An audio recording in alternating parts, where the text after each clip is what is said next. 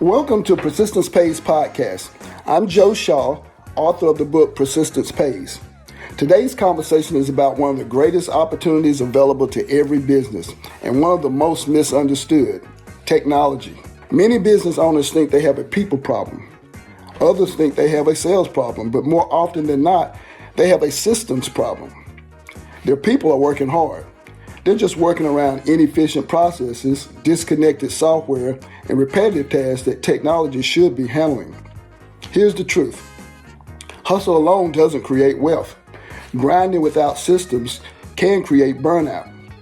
Working harder without better technology limits your growth. What we're after is profitable persistence. Building systems that help your business work smarter, serve customers better, and create capacity to grow. Joining me today is Corey Stone. Together, we're going to discuss how the right technology can automate routine work, strengthen cybersecurity, improve your digital presence, and help your business scale without simply working longer hours.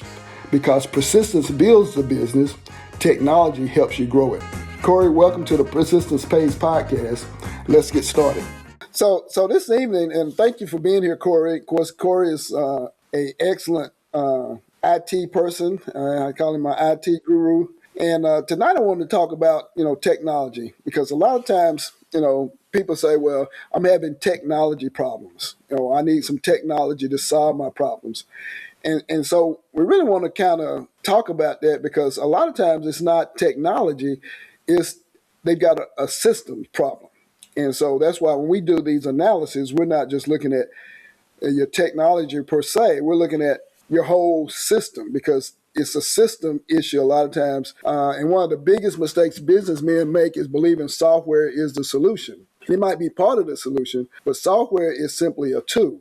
Without good processes, technology only allows people to make the mistakes faster. So I want you to talk a little bit about that, Corey, because, you've been doing this type of work for many years. You built websites, you looked at, what people are doing in their business operation. And that's what we do when we talk about doing a discovery call for Build Your Technology. But I want you to talk a little bit about that and really start out with this question to you, Corey. Why do so many businesses buy new software but never seem to become more efficient? Can you talk a little bit about that as we talk? Because we're talking tonight about building your technology. And our proposition is, hey, we can help you, but it's more than just your software, it's your whole system. And when we do the discovery calls, we basically do a gap analysis to see where you're at with your technology, how's it supporting your overall business processes, and what could you maybe do differently to become more efficient. So talk a little bit about, new software and how people have so many different softwares, but still they're not being efficient in their business processes. Yeah, I think that's a really good question, Joe. There's all these like good stories in the industry, and I feel like I can never remember them. So I always stick to this one story about the Navy. They in their submarines for years they used these like $30,000 plus consoles that were custom built. I think they were used for either driving the sub or like some sort of like weapons thing. Anyway, it cost them like 30 grand per station, and it required all this specialized training.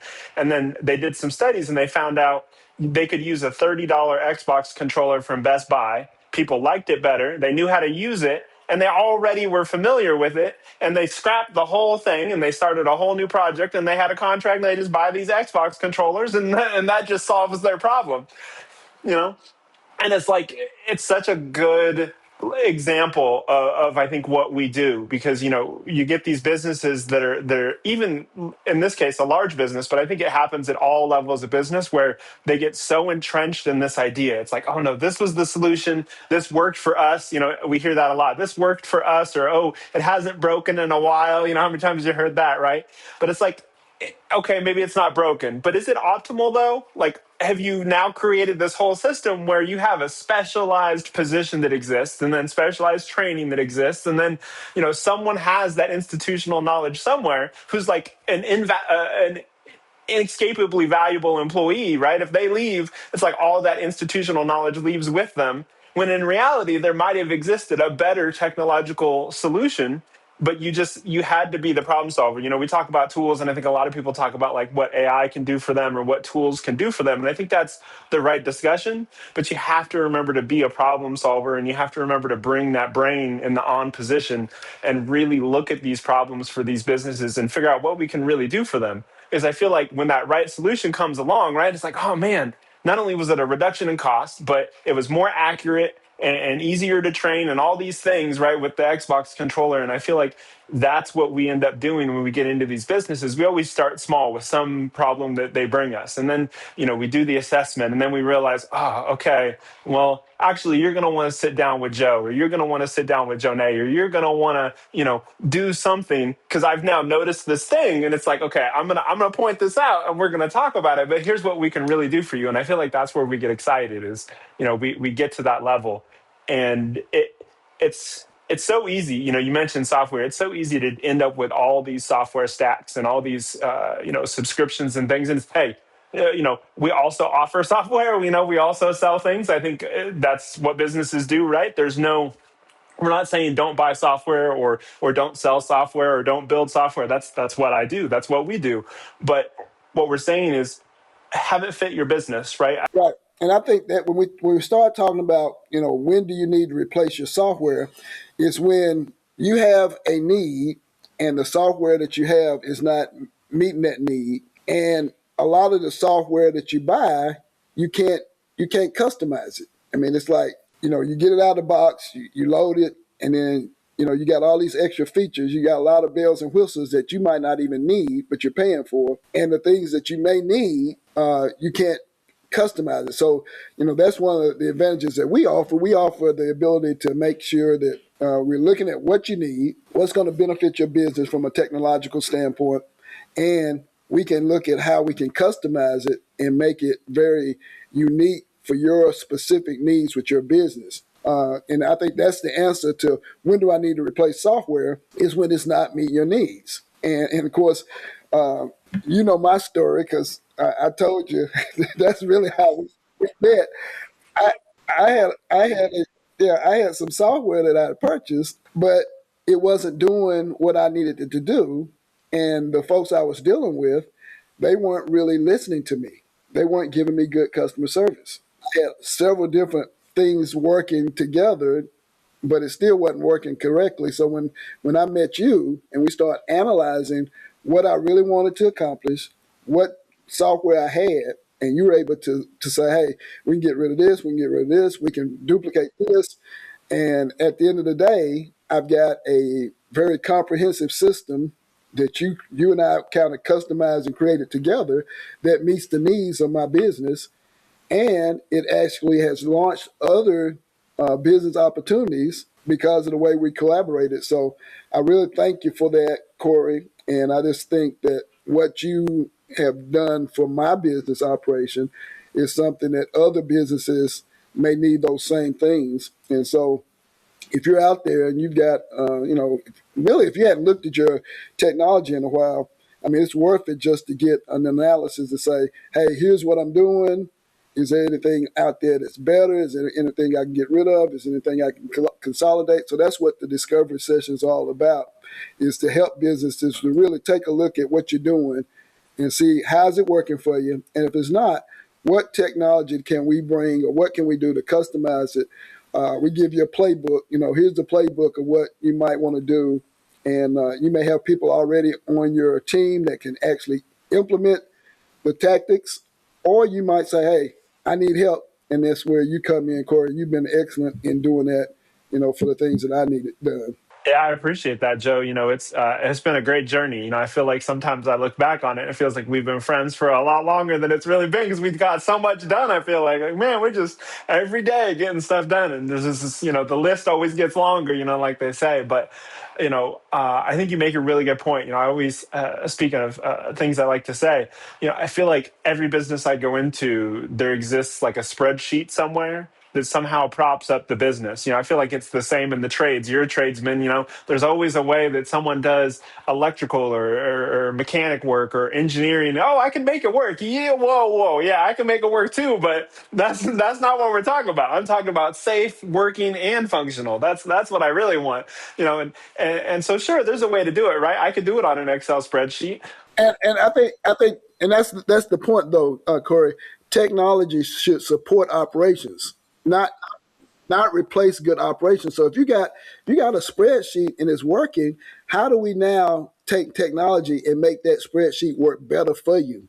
That you can have more at your fingertips on a dashboard, or where a single input for multiple outputs in areas that you need it. So when technology aligns with the workflow, productivity increases. When it doesn't, though, you have confusion, particularly if you're trying to make your technology something that's very much easy to teach to other people. Well, if there's a lot of different softwares that you got to go to make things happen, and of course, even if you got somebody that's really technology savvy, that still can be confusing if it's not all integrated together. So that's kind of what we're talking about, is looking at your technology. What are you actually using? How is it working for you? And let us help you build that technology that actually supports your operation. And a lot of times people don't look at that from that standpoint. They just say, I'm going to get a technology and then I'm going to make my business fit into this technology, where it really should be the opposite way, the other way around. You should have your operations and then get your technology that supports your operation. Yeah, unless you're in the technology business, it don't even make sense to go the other way around, because then you're running two businesses. You gotta be a technology guy and you gotta be whatever it is you're doing, right? And don't be fooled. Like we definitely started with spreadsheets too. Joe and I, when we first started working together, we were sending spreadsheets back and forth. Sometimes to find the best solution, you got to find the simplest one first that works, or the dirtiest one that works, and then you got to work your way up. And we can help you with that. There's no shame in starting with an Excel spreadsheet. But we could show you where to go from there.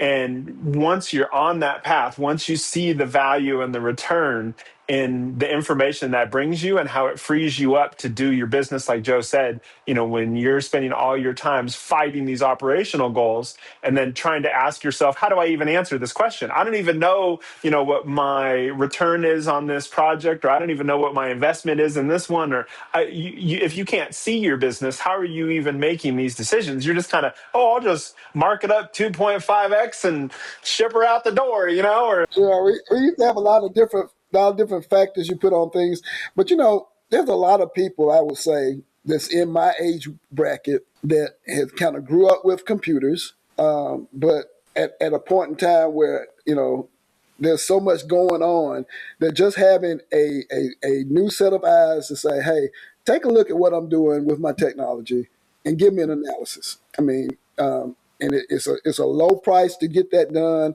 So if you're out there and you need that, and I think everybody really needs to take a look at their business at least once a year to see how's it operating. Of course, we do business assessments that are very comprehensive, that includes the technology, but you may have things that's going really well. You just may need to just take a look at your technology and see, hey, what's out there now that can benefit me, or is there a way that I can customize my operation and make it more efficient? As we wrap up today's conversation, remember this: technology isn't about buying more software. It's about building a better business. The businesses that grow over the next decade won't necessarily have the largest budgets. They'll have the smartest systems. They'll automate repetitive work, protect their information, connect their technology, and create outstanding customer experiences, and give their employees the tools that they need to succeed. At J.L. Shaw Consulting, that's exactly why we created Build Your Technology. Not to help businesses buy more software, but to help them build systems that support their growth. Because technology should work for your business, not the other way around. I'm Joe Shaw, and on behalf of Corey Stone and all of us at Persistence Pays, thank you for listening. Work smarter, build better systems, lead with purpose, and remember, persistence gets you started, systems help you scale.